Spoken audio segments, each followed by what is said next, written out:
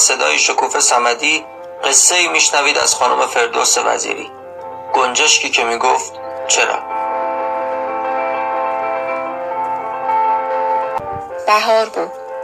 گنجشکی توی لانه‌اش 3 تخم گذاشته بود و روی تخم‌ها خوابیده بود. او منتظر بود که جوجه هایش از تخم بیرون بیایند.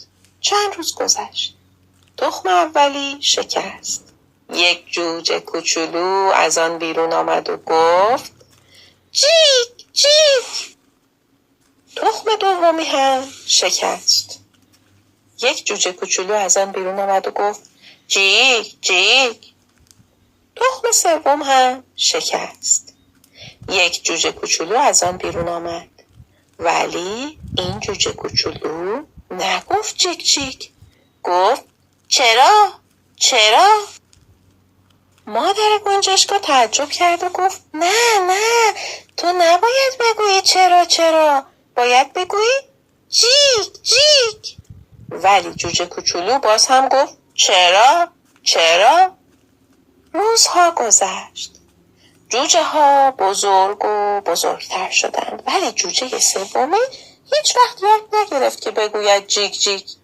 هر وقت که میخواست بگوید جیک جیک میگفت چرا چرا. جوجه ها کم کم گنجشکای بزرگی شدند. هر کدام به طرفی رفتند. تابستان بود. زنبورهای عسل روی گلها میپریدند و میگفتند ما روی گلها می نشینیم و شیره گلها را می مکیم. گنجشکی که همیشه میگفت چرا، پیش آنها رفت و گفت چرا چرا. زنبورها گفتند معلوم است، برای اینکه عسل درست کنیم.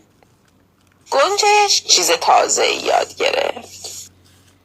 مورچه ها تون دانه جمع می کردند و به لانه می بردند و می گفتند ما دانه جمع می کنیم و به لانه می بریم.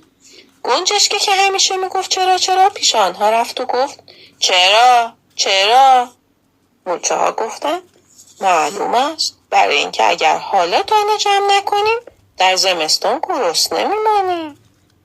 گنجشک چیز دیگری یاد گرفت. دهقانی گندم درو می کرد و می گفت من گندم هایم را درو می کنم و آنها را به انبار می برم.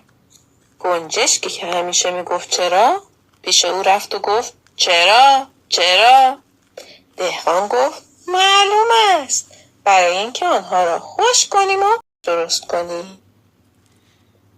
گنجشکی که همیشه می گفت چرا، هر روز از صبح تا شب پرواز می کرد. اینجا و آنجا می نشست.